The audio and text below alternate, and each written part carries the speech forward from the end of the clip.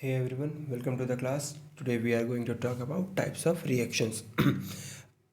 आज हम लोग बात करेंगे टाइप्स ऑफ रिएक्शन के बारे में. टाइप्स ऑफ रिएक्शन पे ये हमारा फोर्थ पार्ट है. पहला पार्ट पे हम लोग देखे थे direct combination reaction, second part पे देखे थे डिकम्पोजिशन रिएक्शन, थर्ड पार्ट पे था displacement reaction.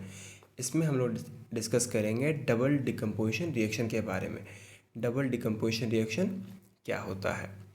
This is a type of chemical reaction in which two types of compound react by an exchange of ion to form two new compounds. इसमें क्या होता है, दो अलग अलग टाइप्स का कंपाउंड एक साथ रिएक्ट करता है और आयंस को एक्सचेंज करके दो नया कंपाउंड बनाता है. फिर से एक बार बता रहे हैं, दो अलग अलग कंपाउंड आपस में रिएक्ट करता है और आयंस का एक्सचेंज होता है और उसके बाद दो अलग नया कंपाउंड फॉर्म करता है. इसी डबल डिकम्पोजिशन रिएक्शन को डबल डिस्प्लेसमेंट रिएक्शन भी कहा जाता है. डबल डिकम्पोजिशन रिएक्शन को डबल डिस्प्लेसमेंट रिएक्शन भी कहा जाता है. जैसे कि ए बी एक कंपाउंड है और सी डी एक कंपाउंड है. ए बी और सी डी, ए बी जब सी डी के साथ रिएक्ट करता है तो A D plus C B form करता है. मतलब बी और डी ये दोनों अपना जगह चेंज करता है. ए के साथ डी आ जाता है और सी के साथ बी आ जाता है. That is A D plus C B. अब समझते हैं, ये तो हो गया डबल डिकम्पोजिशन रिएक्शन. मतलब डिकम्पोजिशन रिएक्शन दो बार हुआ, टूटना ही दोनों दो कंपाउंड्स दो बार टूटा, दो बार टूटना हो. जैसे ए बी टूटा पहले, फिर सी डी टूटा, ए डी टूटा पहले, ए बी पहले टूटा, फिर सी डी टूटा. That's double decomposition. अब ध्यान देने वाला बात ये है, ये जो डबल डिकम्पोजिशन रिएक्शन है ये दो टाइप का होता है. पहला होता है प्रेसिपिटेशन, दूसरा होता है neutralization. Precipitation and neutralization. Precipitation में क्या होता है, काफ़ी सिंपल है, एक बात ध्यान से देखिएगा समझ में आ जाएगा. प्रेसिपिटेशन में क्या होता है, a reaction in which two compound react in their aqueous state to form an insoluble salt. दो कंपाउंड जो कि अपने एक्वस स्टेट पे रहे और रिएक्ट करके एक इनसॉल्यूबल सॉल्ट फॉर्म करे. मतलब दो एक्वस सॉल्यूशन आपस में रिएक्ट करके एक इनसॉल्यूबल सॉल्ट बनाता है, यानी कि एक प्रेसिपिटेट फॉर्म करता है. तो ये प्रेसिपिटेशन रिएक्शन कहलाता है. जैसे कि एग्जांपल से समझते हैं, बेहतर समझ आएगा.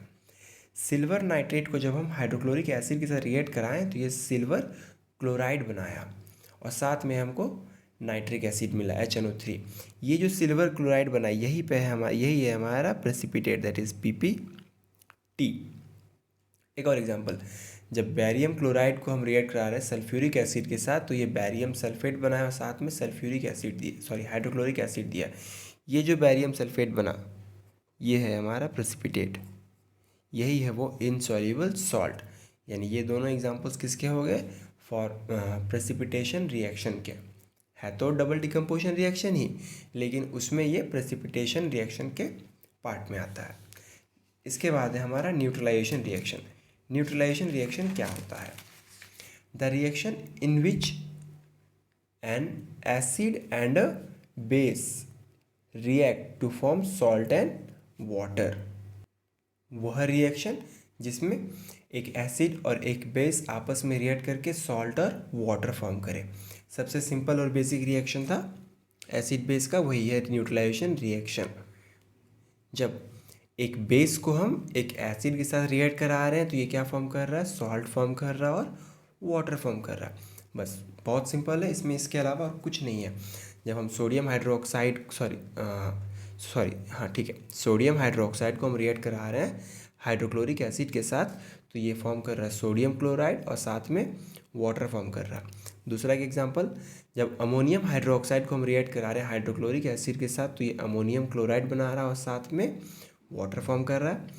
जब हम फिर से सोडियम हाइड्रोक्साइड को रिएक्ट करा रहे हैं सल्फ्यूरिक एसिड के साथ तो ये सोडियम सल्फेट बना रहा है और साथ में वाटर फॉर्म कर रहा है. तीनों एग्जाम्पल में कॉमन ये है कि सॉल्ट और वाटर फॉर्म कर रहा है. तो दैट इज़ न्यूट्रलाइजेशन रिएक्शन. यही रिएक्शन को न्यूट्रलाइजेशन रिएक्शन कहा जाता है. जब एसिड और बेस को हम रिएक्ट कराएं, सॉल्ट और वाटर फॉर्म किया, तो वो न्यूट्रलाइजेशन रिएक्शन कहलाता है।